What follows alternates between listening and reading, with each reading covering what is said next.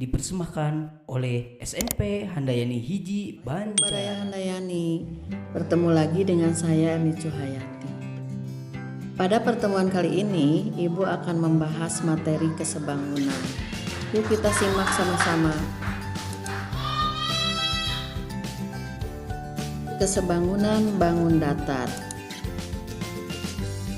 Pada kehidupan sehari-hari, bagaimana kamu menggunakan perbandingan untuk membantumu dalam desain grafis, fotografi, atau membuat layout majalah?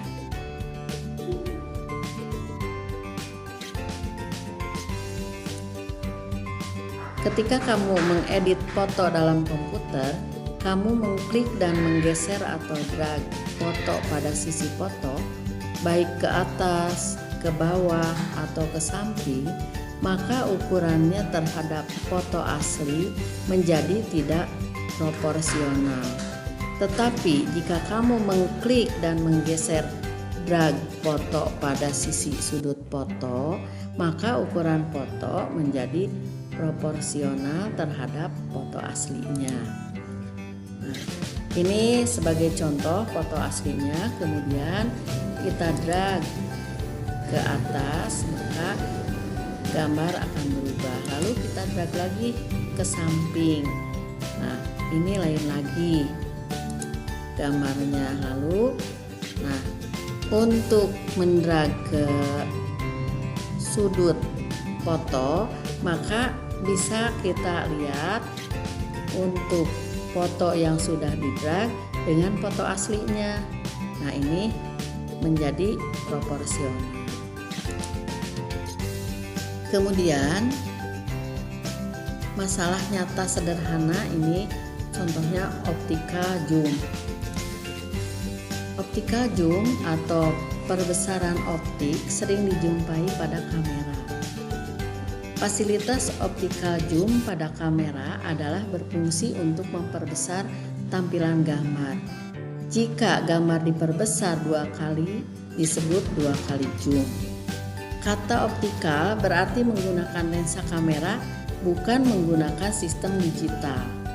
Misalkan telepon genggam ayah memiliki 2 kali optical zoom, sedangkan telepon genggam ibu memiliki 4 kali optical zoom. Maka kita bisa melihat dalam gambar, di sini ada 2 buah gambar bunga krisan di samping. Ukuran gambar awalnya adalah 1,6 cm kali 1,4 cm. Gambar yang kedua, gambar orang main ski di samping. Ukuran gambar awalnya adalah 1,9 cm kali 1,2 cm. Nah, bisa dilihat di gambaran. Sekarang pertanyaannya, berapakah ukuran gambar bunga krisan dan gambar orang main ski pada kamera telepon genggam ayah? Kemudian pertanyaan keduanya, berapakah ukuran gambar bunga krisan dan gambar orang main ski pada kamera telepon genggam ibu? Dengan menggunakan perhitungan kesebangunan, kalian dapat menghitungnya. Lalu dalam kesebangunan ada syarat 2 bangun dikatakan sebangun.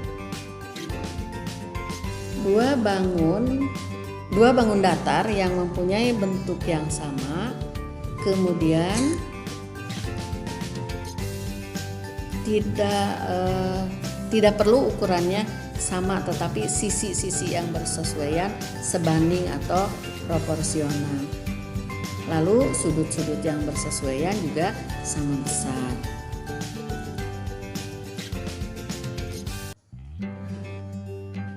Perhatikan gambar kedua bangun datar di bawah ini.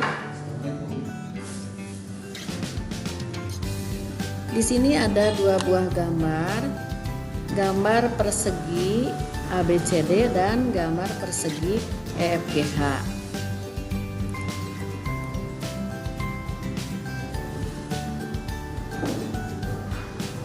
Dua syarat bangun dikatakan sebangun jika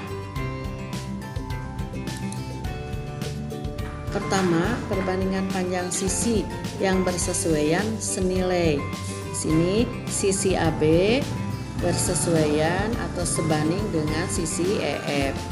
Kemudian sisi BC sebanding dengan sisi FG. Sisi CD, ini CD sebanding dengan sisi GH.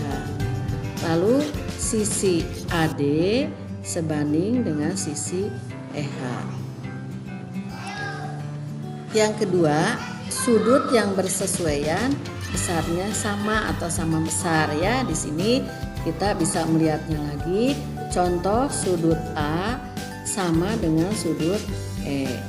Lalu sudut B sama dengan sudut F. Sudut C sama dengan sudut G dan sudut D sama dengan sudut H.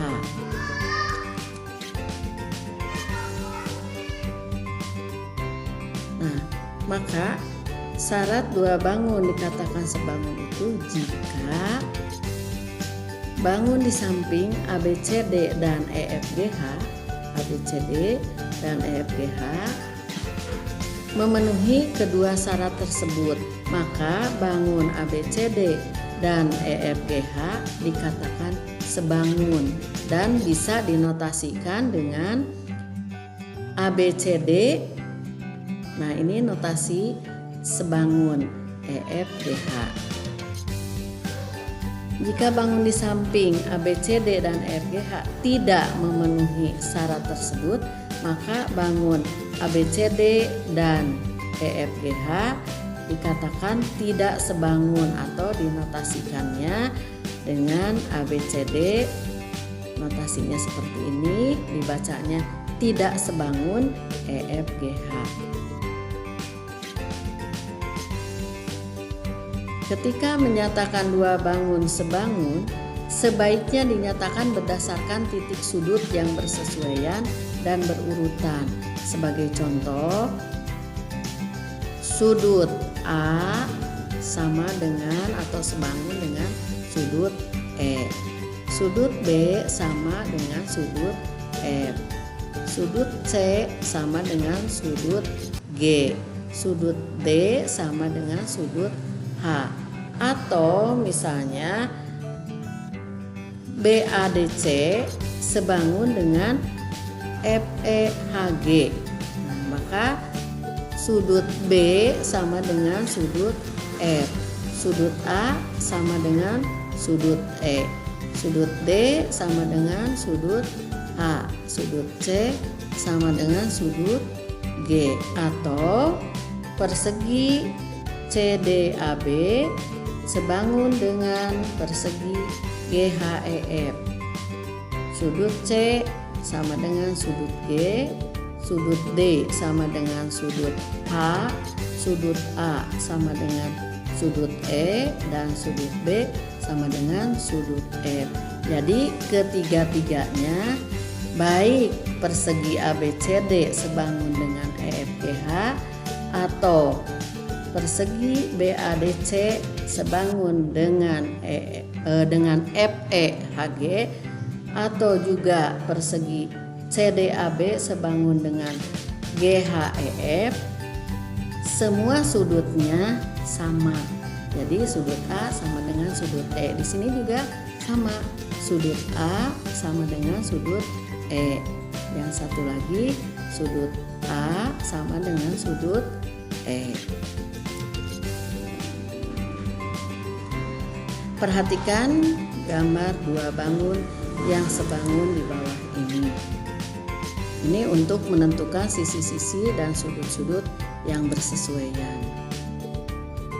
Di sini ada dua buah gambar PQRSTU dan EFGHIJ. Tentukan yang pertama sisi-sisi yang bersesuaian. Yang kedua, sudut-sudut yang bersesuaian.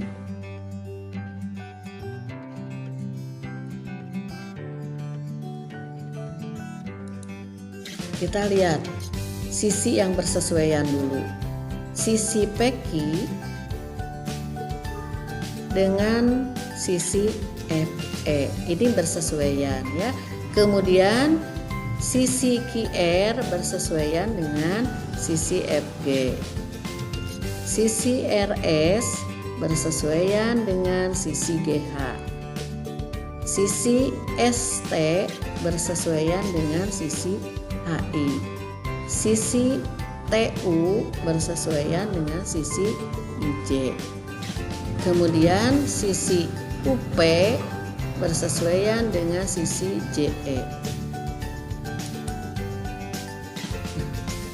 Sekarang kita lihat sudut-sudut yang bersesuaian dari kedua buah gambar tersebut. Sudut P ini bersesuaian dengan sudut E. Lalu sudut Q bersesuaian dengan sudut F. Sudut R ini yang di luar bersesuaian dengan sudut G. Lalu sudut S bersesuaian dengan sudut H. Sudut T bersesuaian dengan sudut I. Sudut U bersesuaian dengan sudut J. Kesebangunan dua segitiga sekarang ya, kita lihat sama-sama.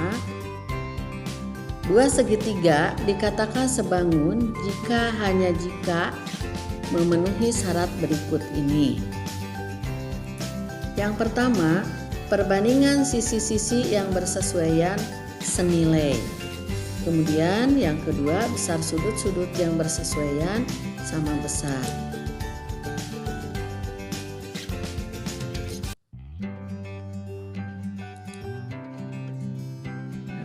Di sini kita perhatikan ada dua buah segitiga, yaitu segitiga ABC dan segitiga A aksen, B aksen, dan C aksen. Lalu perbandingan sisi-sisi yang bersesuaian yang senilai. Sisi A aksen, B aksen bersesuaian dengan sisi AB. Kemudian sisi B aksen, C aksen bersesuaian dengan sisi BC. Sisi A aksen, C aksen bersesuaian dengan AC, sisi AC ya. Nah, sekarang kita lihat besar sudutnya yang bersesuaian itu sama besar. Sudut A sama dengan sudut A aksen. Kemudian sudut B sama dengan sudut B aksen, dan sudut C sama dengan sudut C aksen.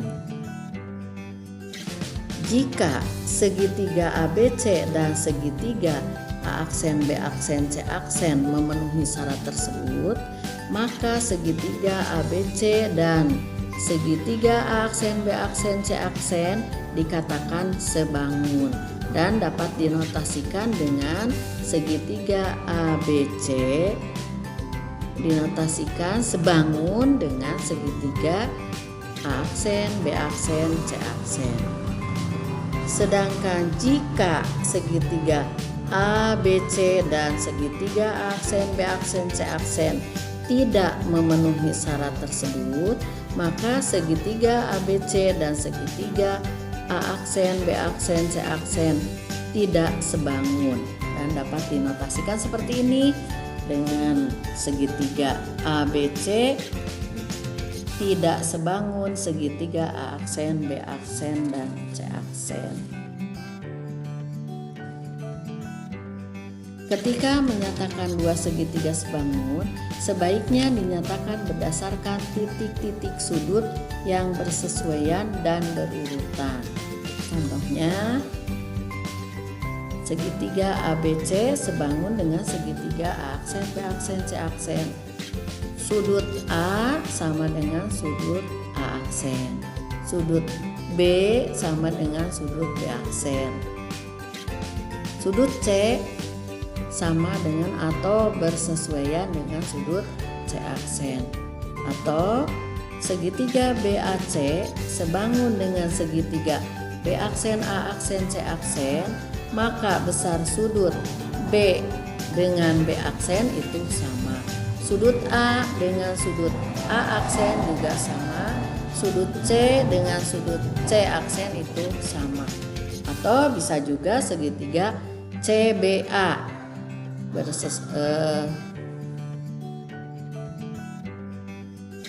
sebangun dengan segitiga C aksen, B aksen, dan A aksen.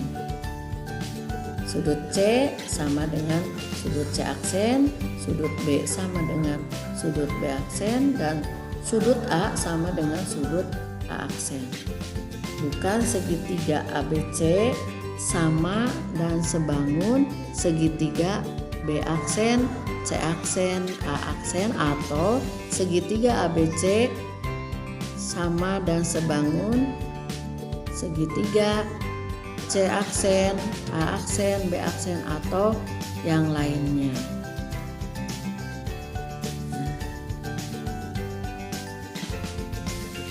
Sekian materi yang dapat Ibu sampaikan, semoga bermanfaat.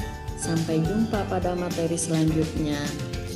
Wassalamualaikum warahmatullahi wabarakatuh.